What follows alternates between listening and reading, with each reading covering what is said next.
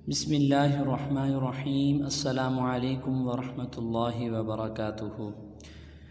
عزیز طلباء، اللہ کی ذات سے امید ہے آپ سب خیر و عافیت سے ہوں گے۔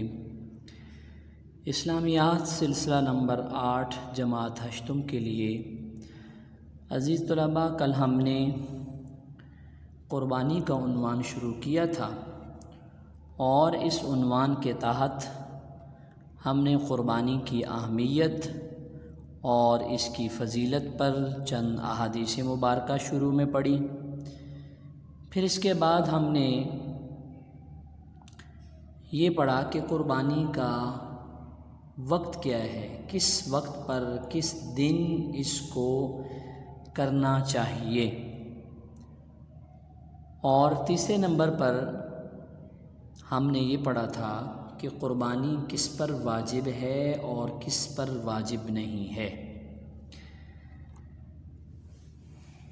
اس سے متعلقہ آپ کو عملی کتاب میں صفحہ نمبر 37 اور 38 پر کام بھی دیا گیا تھا۔ مجھے امید ہے آپ نے وہ کام اچھی طرح سے عملی کتاب میں بھی کیا ہوگا اور اس کو آپ نے زبانی یاد بھی کر لیا ہوگا۔ سبق کے آخر میں جب آپ کو عملی کتاب میں سے کام سمجھایا جائے گا تو اس وقت آپ کل کا کام بھی دیکھ سکیں گے کہ آیا آپ نے جو کام اپنی عملی کتاب میں کیا ہے اس میں کچھ کمی بیشی تو نہیں ہے۔ آج ہم اپنے اسی عنوان کو آگے بڑھائیں گے۔ قربانی کا جو عنوان چل رہا ہے، آج ہم پڑھیں گے کہ قربانی کو صحیح انداز میں ذبح کرنے کا طریقہ کیا ہے۔ قبلہ رخ کر کے اس کو لٹانا ہے اور چند ایک دعائیں آپ پڑھیں گے، ان دعاؤں کا اہتمام کرنا ہے۔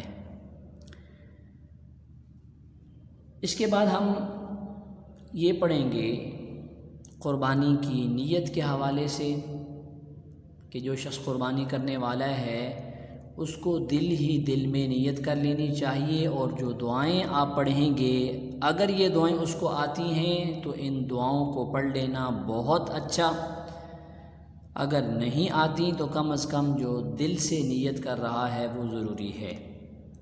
اور یہ بھی آپ پڑھیں گے کہ قربانی کے جانور کو خود اپنے ہاتھ سے ذبح کرنا یہ افضل ہے، لیکن اگر کوئی نہ کر سکے تو پھر کسی دوسرے سے کروانے کی بھی اجازت ہے۔ حجۃ الوداع کے موقع پر نبی پاک صلی اللہ علیہ وسلم نے 100 اونٹ قربان فرمائے تھے۔ ان میں سے آپ صلی اللہ علیہ وسلم نے 63 اونٹ خود نہر فرمائے تھے۔ تو اس سے یہ بھی معلوم ہوا کہ ہمیں بھی قربانی کا جانور خود اپنے ہاتھ سے ذبح کرنا چاہیے۔ اور پھر ہم قربانی کے جانوروں کی عمریں پڑھیں گے کہ کتنی عمر کا جانور ہونا چاہیے، کون کون سا جانور، اس کی کیا عمر ہونی چاہیے، اور آخر کے اندر ہم گوشت کا حکم پڑھیں گے کہ قربانی کے گوشت کی تقسیم کرنے کا کیا طریقہ کار ہے یا اس کے گوشت کا کیا حکم ہے۔ یہ آج کے سبق کا خلاصہ میں نے آپ کو بتا دیا ہے۔ اب ہم سبق کی بلند خوانی، اس کی ریڈنگ کرنے کے لیے کتاب کھولیں گے۔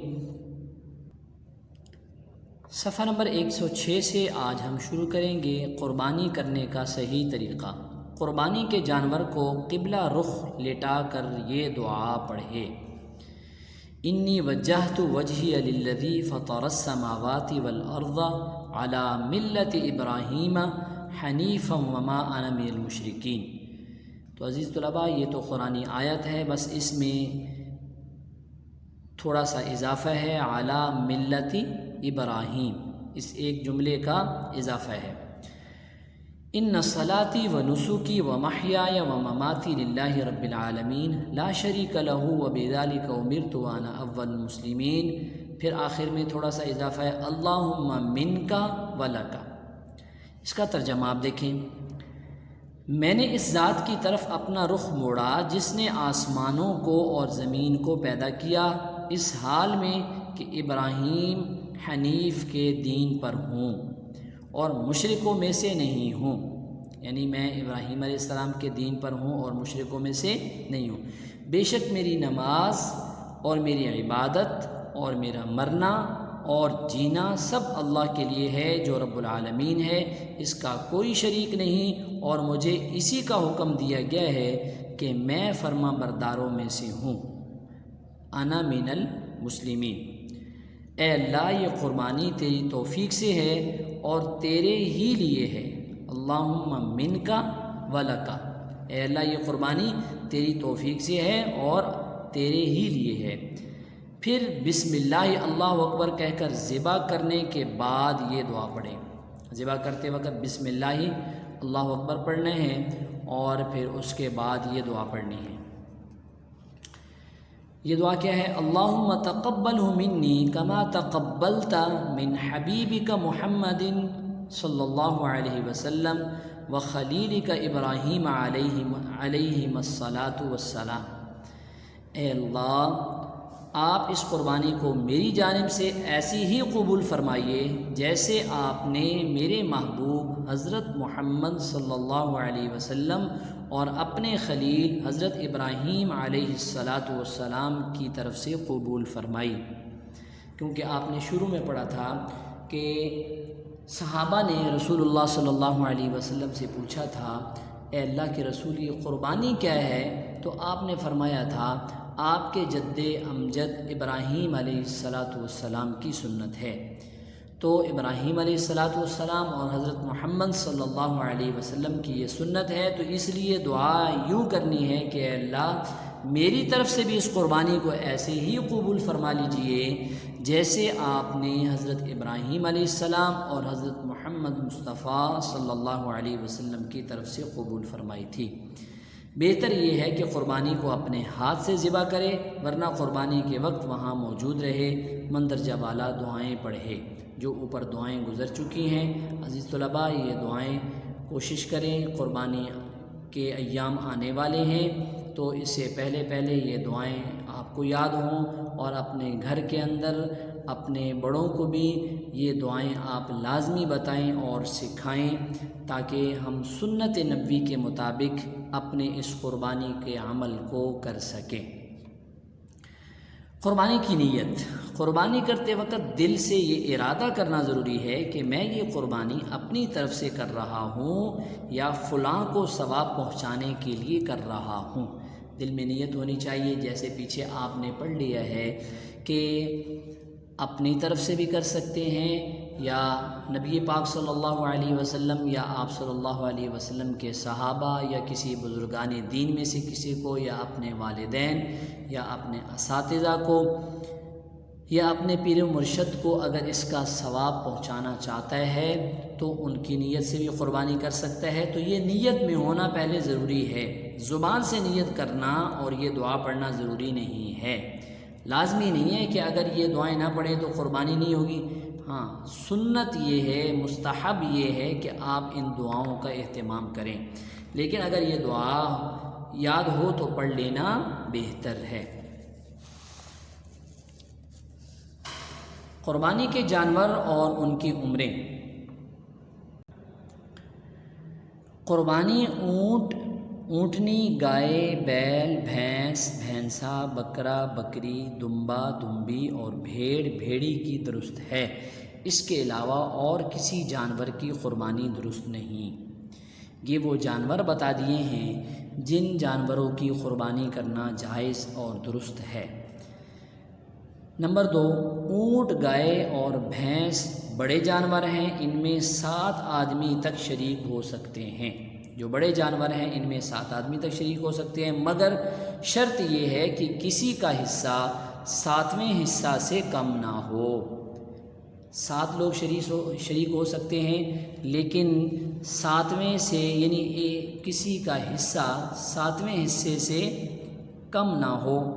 یہ نہ ہو کہ 2 لوگ مل کر، یعنی 6 تو الگ ہیں اور 7ویں حصے میں 2 لوگ شریک ہو گئے اور انہوں نے پیسے آدھے آدھے دے دیے، تو اس طرح درست نہیں ہے۔ اگر کسی کا حصہ 7ویں حصے سے کم ہوگا تو کسی کی قربانی درست نہ ہوگی، نہ اس کی جس کا 7ویں حصے سے کم ہے، نہ ان کی جن کا پورا حصہ ہے، تو قربانی بھی کسی کی نہیں ہوگی۔